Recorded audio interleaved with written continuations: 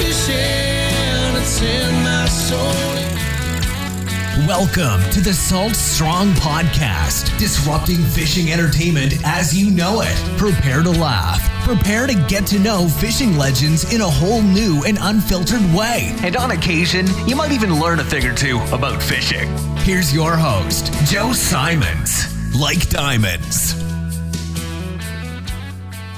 You are the only Bible some unbelievers will ever read. Everybody, Joe Simons, like diamonds, back again, Salt Strong, Unchurched. That quote by John MacArthur is one that sticks in my head. It was really kind of even a catalyst for why I'm doing this whole Salt Strong, Unchurched. And let me just say it again. You are the only Bible some unbelievers will ever read. That means that you have a massive influence on unbelievers, people who are struggling with their faith. And maybe you're even there right now. The fact that you're listening to this at least lets me know that you're either curious or you want to become closer to God, etc. I mean, the whole reason that I named this podcast Salt Strong Unchurched is because I wasn't going after pastors. I wasn't going after people who are in church every single Sunday. I wasn't necessarily going after people who read the Bible every single day and are devout Christians. I was going after the hurt. I was going after the people who've been burned by church, for maybe people who never had anything to do with church and never wanted anything to do with God or with church, and really just people who wanted to get away from just religion, if you will, and just wanted to be more spiritual and have a closer relationship with God and with Jesus. I'll just be honest, one of the things I struggled with as I was, especially in my 20s, I went to church, with my family, and I'm very glad I did, every single Sunday. But it was, in my opinion, an older school type of ritualistic church, meaning it was, in my opinion, a lot more focused on rituals. And here's the step-by-step process and the different hymns you read. And to me, it got kind of boring as I got older. And I was just like, I wanted a close relationship with God. I really did. I wanted a closer relationship with Jesus. And I went into church just hoping and praying I was just going to get that hard-hitting message. One that, you're tearing up, you're crying, you're leaving there just lifted up and filled with the Holy Spirit. And that wasn't happening for me in a lot of older school churches. And everyone's wired different. I hope no one is taking this the wrong way. I personally like, in the church that we attend here locally, it is one of those more louder musics. And there are people, they're not people, that are going the next level and, passing out all over the floors.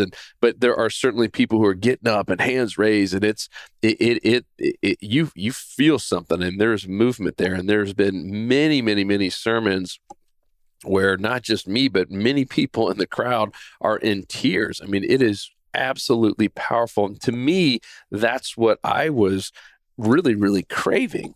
And so I know there's a lot of people out there. And in fact, I'd be willing to bet, just based on even seeing the amount of downloads this podcast gets, that don't go to church, but want a relationship with God, that maybe haven't been in church in a long time, and this is their church, right? And I understand that.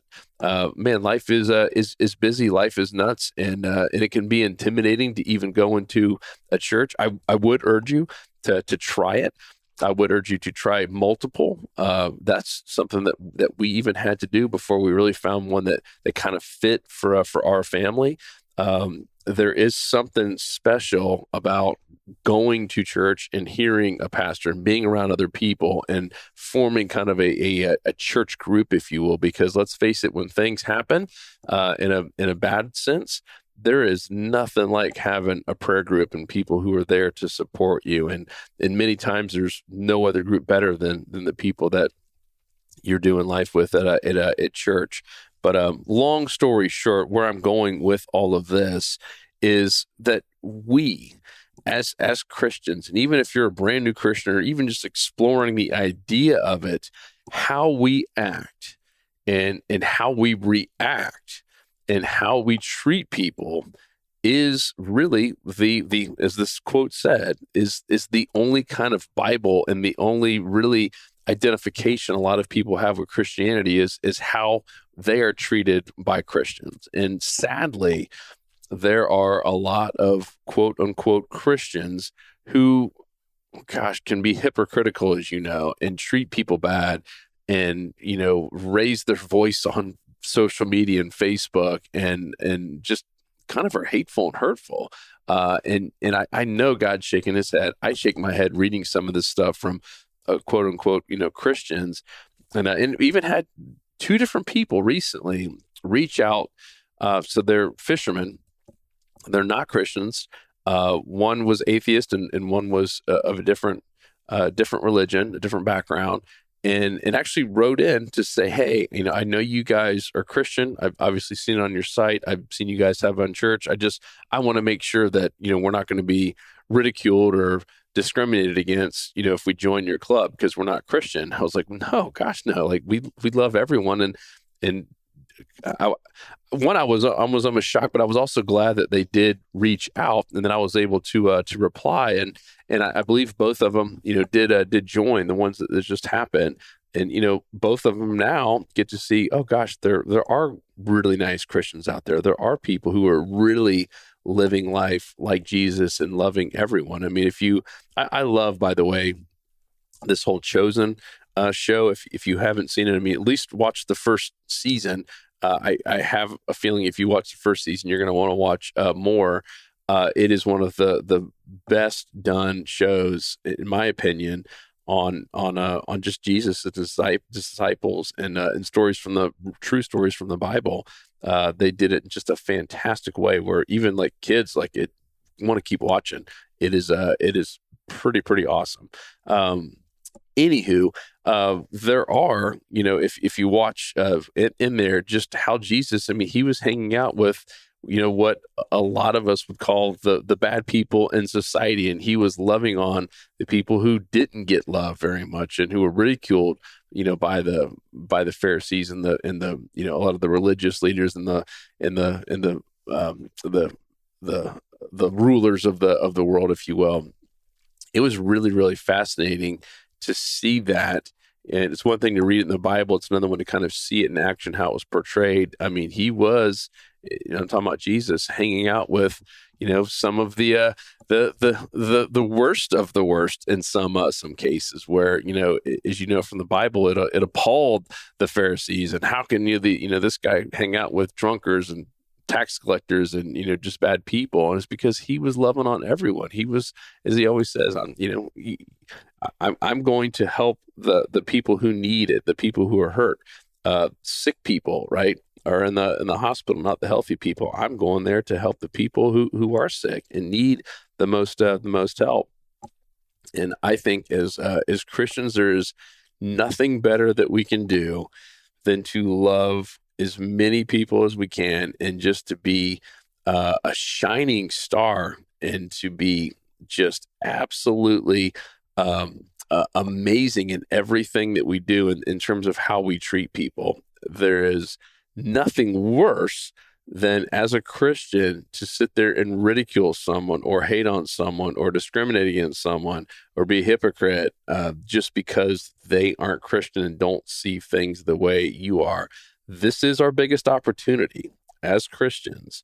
And the only way that Christianity is going to grow is if we come at it in a peaceful and absolutely loving manner, where we're loving everyone, not just the people who already agree with us. And for whatever reason, I'm sure Satan is just loving social media and all this division in America. But all of this, when you can't see me moving my arms, but I'm just kind of just saying all of this stuff out there and this division and how no one agrees upon anything. This is where we have to take a step back and do the opposite of what everyone else is doing. Like I said, if we are going to call ourselves Christians, we are the only Bible that some, if not all, unbelievers will ever read. And they're certainly not going to want to maybe take the first step and listen to something like Salt Strong Unchurched or go to church if all they see are Christians being hypocrites and belittling other people and not loving on people and hating anyone who doesn't act and talk like them. So that is just, I've talked about this on multiple podcasts. And the reason is it just continues to be this huge trend. And no wonder Christianity is kind of getting a bad name. It's not a shock. Yes, there are things that we need to stand up for as Christians, but we also need to do it the way that Jesus would do it. I don't think in a million years or billions of years, Jesus would ever have gotten on social media and just blasted the other side and called them idiots. No, I mean, he was, if you read the Bible, he was so good at getting people to see other viewpoints or his viewpoint, doing it through parables and doing it through questions. He would never just sit there and attack them and call them an idiot. If anything, he called his own followers blind and idiots, but he never called he didn't call him an idiot, but he never actually just attacked the other side like that. There were some times, if you read into it, it was kind of a burn, if you will, in terms of how he got them with his own words. But he never just sat there and argued like we do on social media. Like I said, it absolutely kills me. These opportunities that we have every single day, every one of us, we have these opportunities to make an impact in someone's life. And to like these two people, these two non-Christians who wanted to join our club, this is our chance to love on them, regardless of what happens with them in their lives. That's really up to them. Right? If they ever want to take a step forward or try to accept Jesus Christ in their lives, that's completely up to them. But man, if we can just be that stepping stone of just, wow, man, these people are loving. There are great people out there who are Christians. And man, I kind of want some of that, man, then we've absolutely done our job. So I just wanted to share that with you. It's been on my heart. And the fact that I had two people in a really short time span, personally reach out and just ask, hey, I saw you guys are Christians. Just want to make sure that I'm not going to get kicked out of your group or made fun of because I'm not. Like, gosh, no. And what a shame that a non-Christian would even have to ask that of a Christian, right? To me, if you truly are a Christian, you're a follower of Jesus Christ, you have open arms to everyone. You're loving on the people regardless of what their faith is, and maybe in some cases even loving on them more. So I would just challenge you on a day-to-day basis to any time that you're about to snap on someone or to do something that's not loving or to even judge or condemn someone who maybe doesn't believe the same way you do. And it's easy to do. It is easy. It's something I struggle with, where I read something and some of this just crazy wokeness and some of the stuff that's just way out there.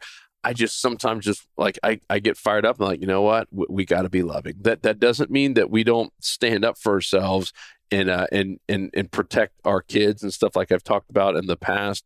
And there are times where we obviously have to stand up for ourselves, but it doesn't mean we attack them with just verbal abuse. That just doesn't do any good whatsoever. I always ask, all right, what would Jesus do in this situation? And if you read the Bible, man, he was just a wordsmith. He was so amazing with what he could do without ever having to truly attack someone. And obviously, we're still talking about him to this day. So I hope that's helpful. I'd love any feedback. I know I kind of rambled on this one, but I wanted to share that quick little two stories, and also just share that quote, because it is so true in this day and age that so many people are turned off by Christianity, and we as Christians are really their only source to make an opinion on is this something that I ever even want to look into or not. And they are judging the Bible not by what's in the Bible, but how we act and how we react to things. So go forth and love, my friends, and hit me up as always, Joe@saltstrong.com. If you have any comments, feedback, things that I've missed. I certainly do that on occasion, and I would love any and all feedback on how I can make this better or any other topics that you would like me to talk about. I'll chat with you on the next episode. 'Cause fishing, it's in my soul. It was passed down to me from the days of old. To find us on the water, if there was a way. It's been said my papa, he wrote the book on catching big reds and 20-pound snook. I wish I knew all the things he knew today. For he's the reason why we are this way. And he put fishing in our soul.